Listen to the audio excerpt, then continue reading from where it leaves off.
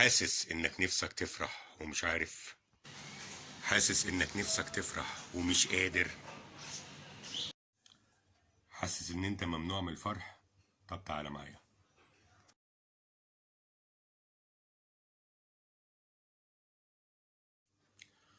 اصدقائي وصديقاتي الاعزاء، اهلا وسهلا بيكم.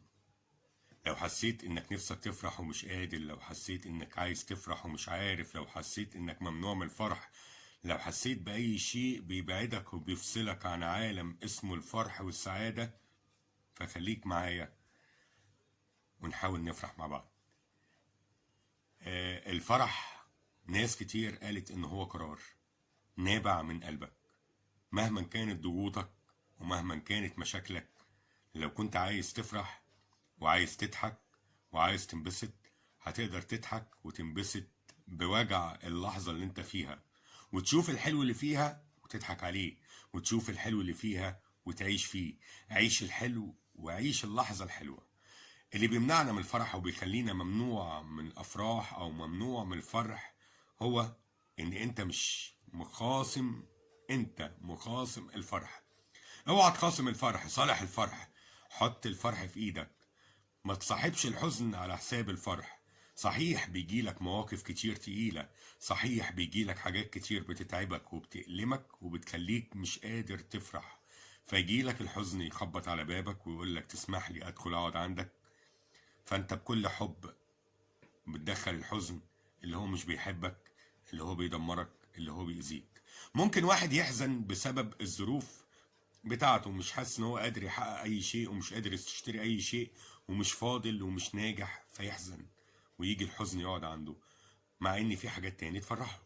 ممكن واحد يحزن لانه مش متفوق دراسيا وغيره متفوق دراسيا، فيحزن ويتعب، مع ان في حاجات تاني تفرحه. ممكن بنت تحزن ان هي ما جالهاش عريس لحد دلوقتي وما جاش واصحابها كلهم بدأوا يرتبطوا، مع ان في حاجات تانية تفرحها، والعريس هيجيلها في الوقت المناسب، ويمكن اللي يجيلها يكون احسن من اي حد جه لصاحبتها. وممكن واحد يحزن عشان خاطر حس ان الحياة مش مدياله اي حاجة، بيكبر وبيشقى وبيتعب ومفيش حد مقدره، فعدم التقدير يديلك الحزن. وممكن واحد يحزن بسبب ان اصبح مجهوده وطاقته وعزيمته لناس مش شايفاها، مش حساها، فبرضه بتيجي في مجال التقدير ان هو مش حاسس ان هو مش متقدر، حاسس ان هو جاي بدون تقدير. وممكن واحد يحزن لما يحس ان هو عنده موهبة او عنده مواهب او عنده امكانيات ومفيش حد شايفها، برضه التقدير. الحزن دايما بيجي بسبب الذات. دور جوه ذاتك وشوف ايه اللي ذاتك نفسه تحققه ومش قادر تحققه، فتلاقيه يسبب الحزن. الانسان اللي بيفصل ذاته وبيبص للحاجات التانية يفرح. انسان ممكن يفرح ان هو ينزل يتمشى على كورنيش ويشرب كوباية حمص الشام ويروح مبسوط، ولو معهوش 8 كوباية حمص الشام بيتمشى من بيته لحد النيل ويقف قدامه ويكون مبسوط.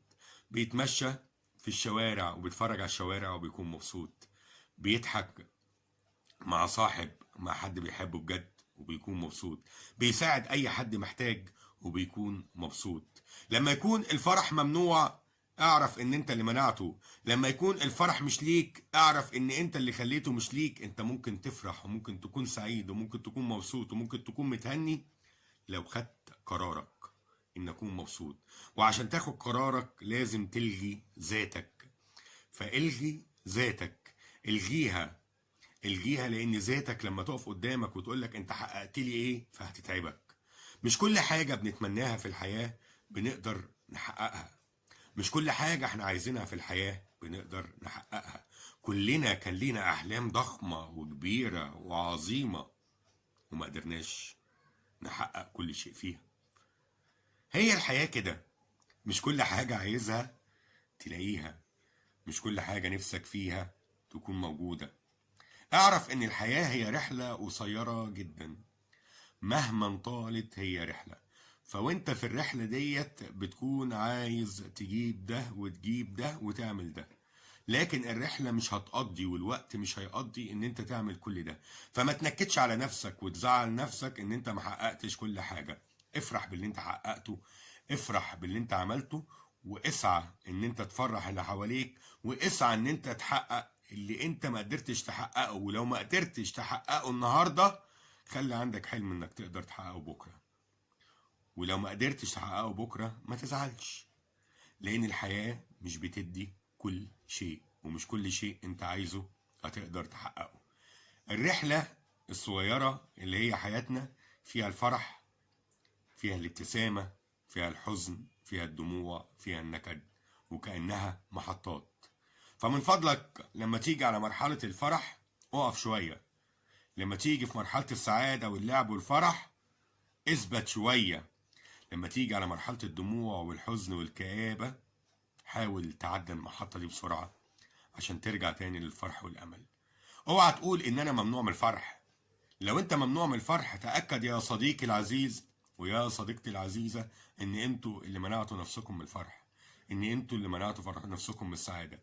مش قادرين تحققوا شيء، ما تخلوهوش هو كل شيء، لان انتوا عندكم حاجات تانية. لو دورتوا جوه نفسكم ودورتوا جوه ذاتكم ودورتوا في الدايرة بتاعتكم هتلاقي في حاجات كتير قوي ممكن تفرحكم، لكن انتوا مش شايفينها لانكم انتوا مستنيين حاجة معينة، وايديكم على الحاجة المعينة، وعينيكم على الحاجة المعينة، وقلوبكم على الحاجة المعينة، ولما ما بتحصلش بتقولوا احنا ممنوعين من الفرح، الدنيا جاية علينا. اوعى تقول ان انا ممنوع من الفرح. لو شفت الفيديو دوت وكنت بتدور انا ممنوع من الفرح، اعرف ان انت اللي منعت نفسك من الفرح.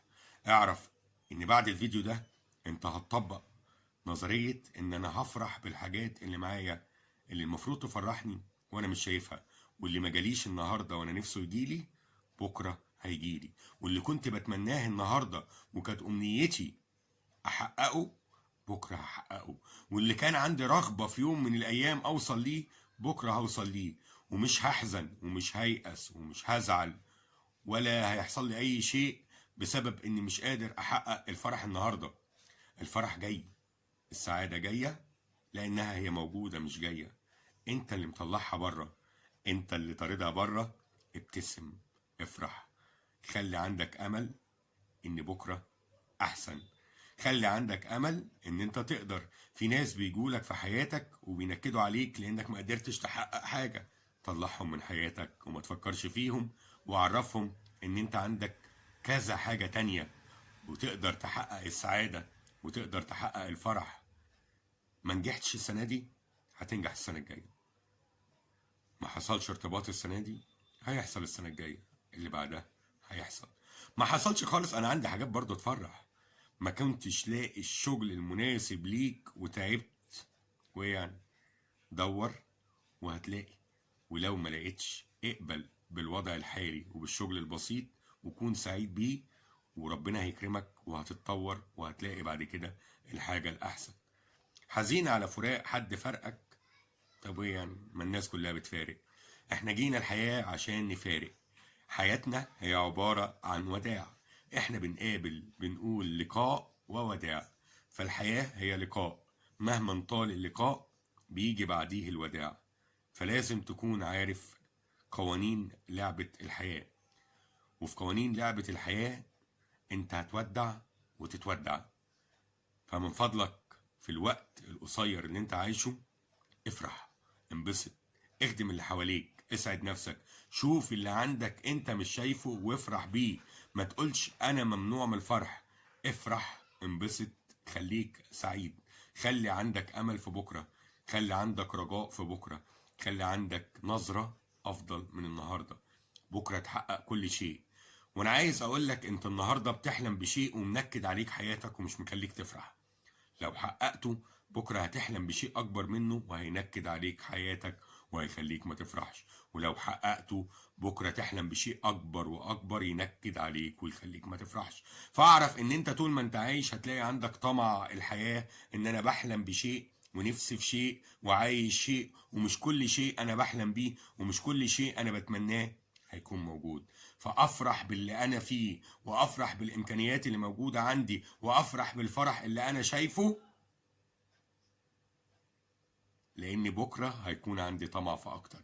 وطول ما جواك الذات والطمع بتطمع في أكتر هيلغيلك الفرح. افرح باللحظة اللي انت عايشها. افرح يا اخي، انبسط. مش مستاهلة، صدقني مش مستاهلة. بتمنى لك الفرح والسعادة والسرور والأمل. لو عجبك الفيديو واتفرجت عليا لحد اللحظة دي، ما ت... ما تزعلنيش، فرحني ان انت تعمل لايك واشتراك في القناة. احنا بنقدم محتوى شعر وبنقدم مواضيع اجتماعية، ويا رب مواضيعنا والشعر بتاعنا يعجبك وينال اعجابك. واشكركم، ويا رب تكونوا دايما فرحانين مبسوطين في سعادة في امل في حب. الفرح قرار، خد القرار وافرح باللي تحت ايديك، وما تدورش على اللي بعيد عن عينيك. ربنا يفرحكم ويسعدكم. الف سلام.